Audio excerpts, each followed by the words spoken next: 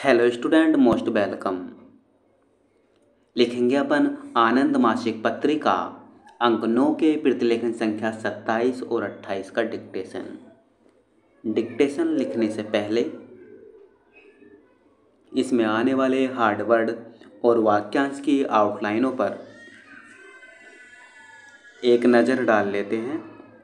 यदि आपको इसका PDF चाहिए तो आप हमारे Telegram channel short hand with Vivek से इसका PDF भी डाउनलोड कर सकते हैं। टेलीग्राम चैनल तक पहुंचने के लिए इस वीडियो के डिस्क्रिप्शन में लिंक दिया है, या आप टेलीग्राम पर सर्च करेंगे शॉर्ट हैंड विद विवेक तो आपको आसानी से मिल जाएगा। लिखेंगे इसका डिक्टेशन की स्पीड लगभग 80 शब्द पर मिनट रहेगी। तो चलिए डिक्टेशन स्टार्ट करते हैं 5 सेकंड बाद।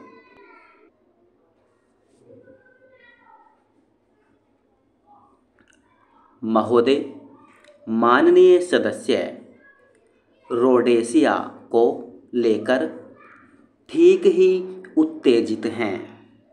भारत सरकार पृथक हो जाने वाले शासन द्वारा अपने आप को गणराज्य घोषित करने के निर्णय को एकदम गैर कानूनी मानती है। सरकार रंगभेदी शासन के विरुद्ध विश्व समुदाय तथा अफ्रीकी राज्यों द्वारा उठाए गए प्रत्येक कदम को समर्थन देना जारी रखेगी। हमारा दृढ़ विश्वास है कि इस क्षेत्र के लिए किसी भी संविधान में एक बहुजातीय समाज में एक व्यक्ति एक वोट का सिद्धांत सुनिश्चित बनाया जाना चाहिए। हमारा यह भी अभिमत है कि ऐसी विश्वव्यापी कार्रवाई समवेत होकर की जानी चाहिए जिससे बहुसंख्यक अफ्रीकियों के शासन से पूर्व स्वाधीनता नहीं के सिद्धांत पर आधारित रोडेशिया की स्वतंत्रता की दिशा में प्रभावी कदम उठाए जा सकें। हमारे सामने आज मूल विषय है कि हम किस प्रकार के समाज का निर्माण करना चाहते हैं। प्रश्न सिर्फ यह नहीं है कि प्रति व्यक्ति राष्ट्रीय आय कितनी बढ़ती है, बल्कि यह है कि एक भारतवासी दूसरे के साथ कैसा रिश्ता बनाए रखेगा।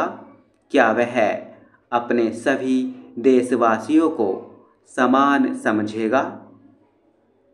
क्या वह यह विश्वास पन पाएगा कि कुछ लोगों को अन्य लोगों से अधिक अधिकार मिले हुए हैं? अगर मतभेद है जो किसी भी समाज में हो ही सकते हैं तो उन्हें कैसे दूर किया जाएगा? हिंसा का सहारा लेकर या बातचीत से? और समझबूझ के साथ हमें जो कुछ विशेष मूल्य विरासत में मिले हैं वे भूतकाल के द्वारा नहीं बल्कि स्वतंत्रता आंदोलन के दौरान महात्मा गांधी और जवाहरलाल नेहरू के नेतृत्व में हमारे प्रशिक्षण द्वारा मिले हैं। मैं यहाँ यह पूरी तरह स्पष्ट कर दूं कि भारत का जो चित्र हमारे मन में है और हम जिन तरीकों के इस्तेमाल और उनके कार्यान्वयन के लिए कृत संकल्प हैं वे निश्चय ही वैसे नहीं हैं जैसे विपक्ष के माननीय सदस्यों और उनके दल के हैं। उन्होंने भारतीयकरण का उल्लेख किया। राष्ट्रपति ने अपने अभिभाषण में कहा है कि भारत की समस्याएं अद्वितीय ढंग के भारतीय समाधान की अपेक्षा रखती हैं जिसका आधार हमारी जीवन पद्धति, हमारा इतिहास और हमारी परंपराएं हों। इसलिए अगर माननीय सदस्य यह चाहते हैं कि प्रत्येक भारतीय को अपने देश से प्यार हो और वह देशभक्त हो, तो इससे किसी को कोई भी विरोध नहीं हो सकता और मुझे निश्चय ही कोई विरोध नहीं है। इसके लिए भारतीयकरण की किसी विशेष अवधारणा की भी जरूरत नहीं है। लेकिन मैं सोचती हूँ कि उनका सिद्धांत इतना निर्दोष नहीं है।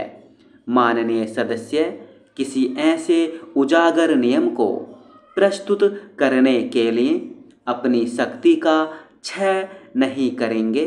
उनका तथा उनके समान विचार रखने वालों का बहुत निश्चित उद्देश्य है। स्पष्ट है कि उन्होंने यह फैसला स्वयं करने का बीड़ा उठाया है कि कौन भारतीय है और कौन नहीं। यह मेरी समझ से बहुत ही घातक स्थिति है जब कभी भी कोई समूह स्वयं यह निर्णय करने का निश्चय करता है कि कौन भारतीय है कौन नहीं, तो गड़बड़ी अवश्य ही पैदा होती है। महोदय, माननीय सदस्य ने यहाँ जो कुछ कहा और उनके अन्य सहयोगियों ने अन्यत्र जो कुछ कहा है, उस पर मैंने गहराई से विचार किया है। मैं समझती हूँ कि अब समय आ गया है कि इन सब का डटकर जवाब दिया जाए।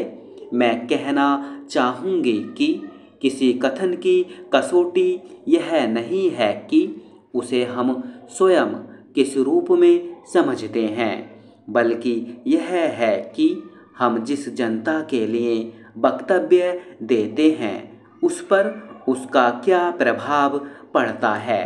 मेरे विचार से भारत माता का प्रत्येक शिशु एक अच्छा भारतीय है। अगर कोई देशद्रोह करता है तो उसके खिलाफ संबद्ध कानून तथा सक्षम अदालतों द्वारा कार्रवाई की जा सकती है।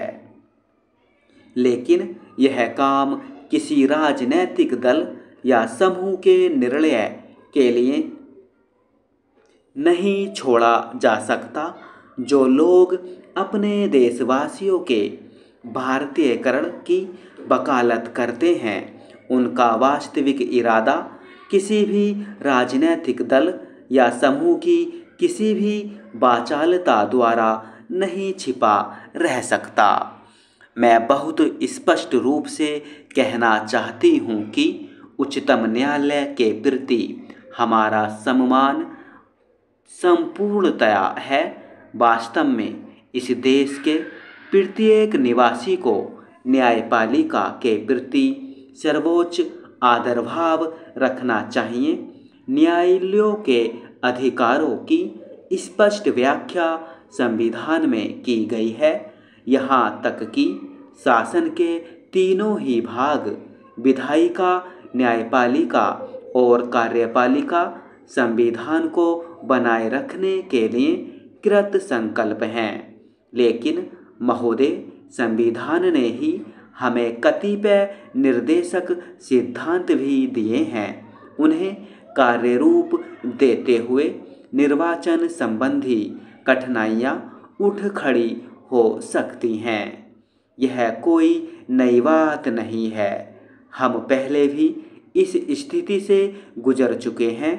भूमि सुधार आदि विषयों से संबद्ध हमारे अनेक विधेयकों को प्रतिकूलताओं का सामना करना पड़ा है और उज्जैन में मैंने इसी बात की चर्चा केवल एक छोटे से वाक्य में की थी।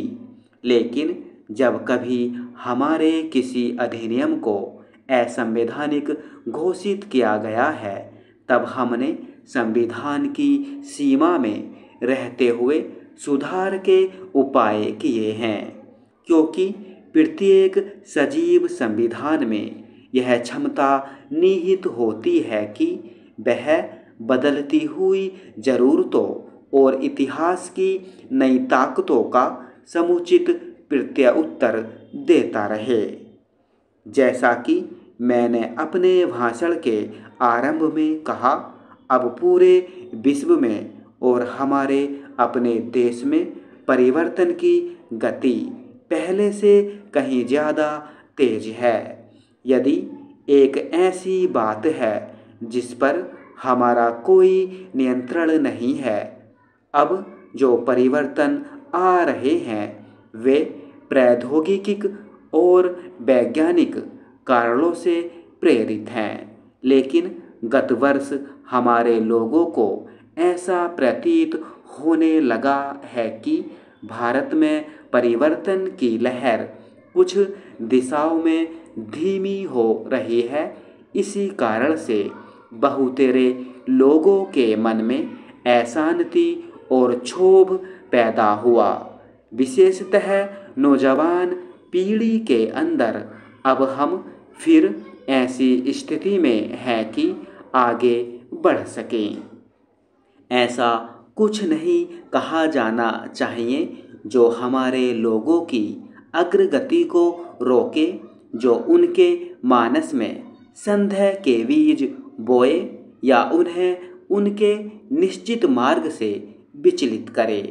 कभी कभी गलतियां भी हो जाती हैं। स्टॉप।